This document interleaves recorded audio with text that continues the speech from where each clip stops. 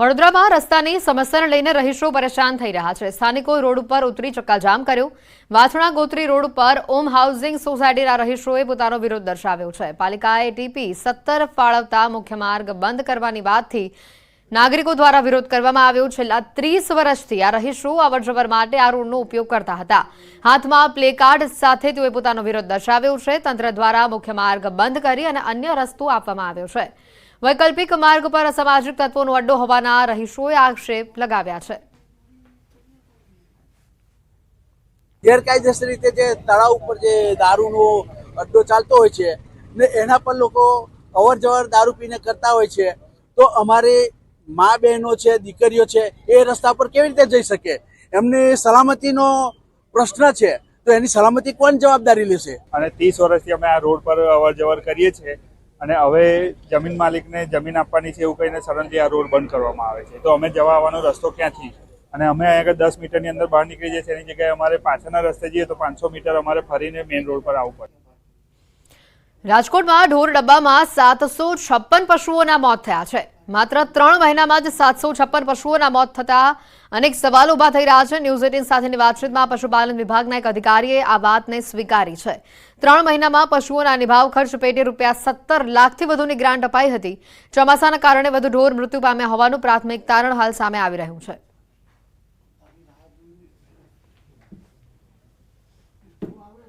બહારનું ખાતા પહેલા એકવાર ચેક જરૂર કરજો કારણ કે ઢોંસાના સંભારની કીટલીમાંથી ઈયળ નીકળી છે।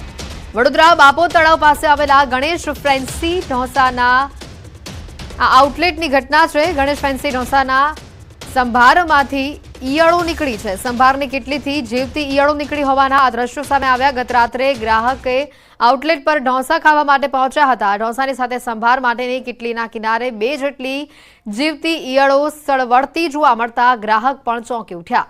ગ્રાહકે આ અંગે મેનેજરને જાણ કરતા કીટલી બદલાવી નાખી। ઈયળો સળવળતી જોવા મળતા ગ્રાહક જમ્યા વગર જ ત્યાંથી નીકળી ગયા। ઘટનાના આ દ્રશ્યો આપને બતાવી રહ્યા છે। જોઈ શકાય છે કે એક બાજુ આ સંભારની કીટલી અને એમાં આ ઈયળો સળવળી રહી છે।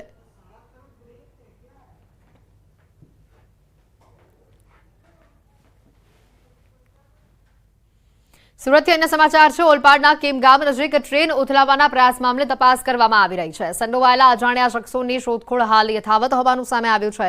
ઘટના સ્થળે સુરત એલસીબી એસઓજી સહિતના 140 પોલીસ જવાનો ખડે પગે છે। આસપાસના વિસ્તારોમાં પોલીસનું સર્ચ ઓપરેશન પણ યથાવત છે। એનઆઈએ ગુજરાત એટીએસની ટીમના પણ કેમમાં ધામા સામે આવ્યા છે। શનિવારની મોડી રાત્રે અજાણ્યા શખ્સોએ ટ્રેન ઉથલાવવાનો પ્રયાસ કર્યો હતો। 2 ફિશ પ્લેટ 71 પેડ આ લોક ખાસ કરીને લોક ખોલીને ટ્રેન ઉથલાવવાનું જે કાવતરું ઘડવામાં આવ્યું। રેલવે વિભાગના પેટ્રોલિંગ કરતા માણસોના કારણે મોટી દુર્ઘટના ટળી છે। પેટ્રોલિંગ દરમિયાન આ ઘટના સામે આવતા દુર્ઘટના અહીંયા ટળી છે।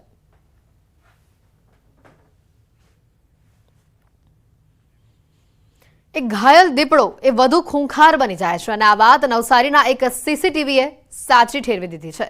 2 દિવસ અગાઉ નશેલપોર ગામમાં અકસ્માતમાં ઘાયલ દીપડાએ મચાવેલા આતંકના આ સીસીટીવી સામે આવ્યા છે। સીસીટીવીમાં જે દ્રશ્યો કેમેરામાં કેદ થયા છે તે ખૂબ જ ચોંકાવનારા દ્રશ્યો છે। નસેલપોર ગામમાં 2 દિવસ પહેલા રોડ અકસ્માતમાં એક દીપડો ઘાયલ થયો હતો। જો કે ઘાયલ થયા બાદ દીપડાએ કેટલાક લોકો પર હિંસક હુમલો કર્યો હતો। ગામના ઇમ્તિયાઝ રાઉતના ઘર આંગણે લાગેલા સીસીટીવીના આ દ્રશ્યો સામે આવ્યા છે। દીપડો ઘાયલ થયા બાદ ખૂંખાર બન્યો અને બચવા માટે આમ તેમ દોડી રહ્યો હતો ત્યારે ઇમ્તિયાઝના ઘરમાં ઘૂસી ગયો હતો। સીસીટીવીમાં સાફ જોઈ શકાય છે કે દીપડો પાછળ પડતા ગામ લોકો પણ જીવ બચાવવા ઘરમાં ઘૂસી જાય છે અને પાછળ ઘાયલ દીપડો દોટ લગાવી રહ્યો છે। આગળ 5 લોકો છે અને પાછળ ખૂંખાર દીપડો। આ સીસીટીવી સામે આવ્યા બાદ નસલપુર ગામના સ્થાનિકોના મતે ગામની જ એક યુવતી જીનલ પટેલ પાછળ દીપડાએ દોટ લગાવી હતી। જો કે ફર્શ સપાટ હોવાથી દીપડો ત્યાં ફસડાઈ પડ્યો અને એક બાઇક સાથે તે અથડાયો। દીપડો મોપેડ સાથે અથડાયા બાદ નીચે પટકાયો હતો અને યુવતી જીનલ પટેલ એ માંડ બચી ગઈ। આ બનાવમાં યુવતી જીનલ પટેલના પગમાં ફ્રેક્ચર પણ થયું છે। જો કે આ બનાવના 2 દિવસ પહેલાનો હોવાનું સામે આવી રહ્યું છે પરંતુ નસલપુર ગામના રહીશોના જીવ હજી પણ તાળવે ચોંટેલા છે કારણ કે ઘાયલ થયા બાદ આ ખૂંખાર થયેલો દીપડો હજી પણ પાંજરે પુરાયો નથી। 2 દિવસ પહેલા ગામમાં રાત્રે રોડ ક્રોસ કરતી વખતે દીપડો કાર સાથે અથડાયો હતો અને ગંભીર રીતે ઘવાયા બાદ રોડ પર તે તરફડિયા પણ મારતો હતો. અકસ્માત થતા લોકોના ટોળા પણ સ્થળ પર ઉમટ્યા હતા. જોકે જ્યાં દીપડાએ જીવ બચાવવા દોડધામ કરતા એક યુવતી પણ ત્યાં ઘાયલ થઈ હોવાની માહિતી સામે આવી હતી. આ સાથે અન્ય પણ એક ઘટના છે કે જ્યાં રીંછ એકલું રહી પરંતુ ટોળામાં ફરવા ચાલ્યો. ઘાયલ દીપડો જે ખૂંખાર બન્યો હોવાની જે ઘટના આપને નસીલપુર નવસારીથી આગળ બતાવી. આ ઘટના 3 અલગ અલગ જે દ્રશ્યો સામે આવી રહ્યા છે. એક બાજુ દ્રશ્યમાં બતાવી રહ્યા છે આ દીપડાનો હુમલો જે સીસીટીવીમાં કેદ થયો, તો બીજી બાજુના જે દ્રશ્યો છે કે ઘાયલ દીપડો જ્યારે એક યુવતી પાછળ ફરે છે ત્યારે આ યુવતી ઘાયલ થાય છે, તેના પણ આ દ્રશ્યો આપણે બતાવી રહ્યા છે. અન્ય સમાચાર છે આવા જ કંઈક. રીંછ એકલું નહીં પરંતુ ટોળામાં ફરવા ચાલ્યું. પાડોશી રાજ્ય રાજસ્થાનના માઉન્ટ આબુમાં 1-2 નહીં પરંતુ એક સાથે 4 રીંછ જોવા મળ્યા. દિલવાડા જવાના માર્ગ ઉપર રીંછના ટોળાની આ લટાર સામે આવી. રીંછનું ટોળું રોડ સામે આવ્યું અને તે સમયે એક ગુજરાતી પ્રવાસીએ રીંછના ટોળાને પોતાના મોબાઈલ કેમેરામાં કેદ કર્યું. ગુજરાતી પ્રવાસીએ કાર ઊભી રાખીને આ ટોળાને કેમેરામાં કેદ કર્યું. જોકે આ રીંછનું ટોળું રોડ પસાર કરીને જંગલ તરફ જતું રહ્યું હતું.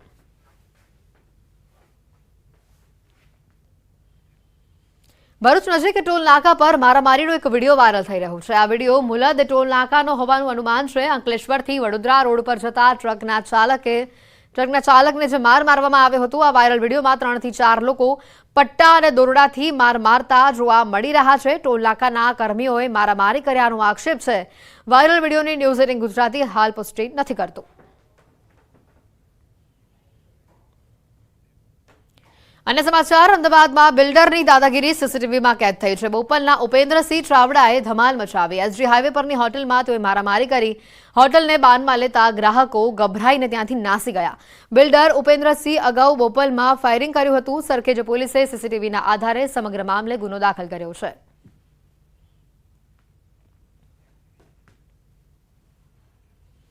અન્ય સમાચાર છે કચ્છથી. અબડાસામાં એક હોટલમાં મહિલાઓએ તોડફોડ કરી. અબડાસાના છાટુડા નજીક આવેલી એક હોટલની અંદર તોડફોડ કરી.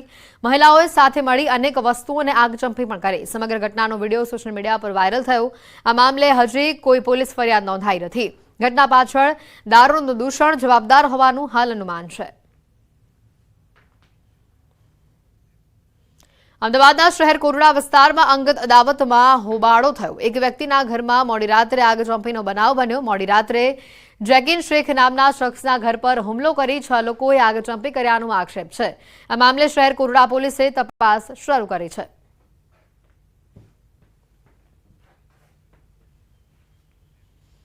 અંજની ઇન્ડસ્ટ્રીઝમાં 6 દિવસ બાદ ફરી કામકાજ શરૂ થયું. સુરતની અંજની ઇન્ડસ્ટ્રીઝમાં ઉડિયા ભાષામાં પોસ્ટર લગાવાયા છે અને આ મામલે મીટિંગ મળી હતી. વિવર્સ અગ્રણીઓ દ્વારા અંજની ઇન્ડસ્ટ્રીઝ ખાતે બેઠક યોજવામાં આવી અને આ બેઠકમાં લુમ્સ માસ્ટરો ઉપસ્થિત રહ્યા. અસામાજિક તત્વોના ભયના કારણે લુમ્સ માસ્ટરો કામે આવતા ન હતા અને તેમને સમજાવવા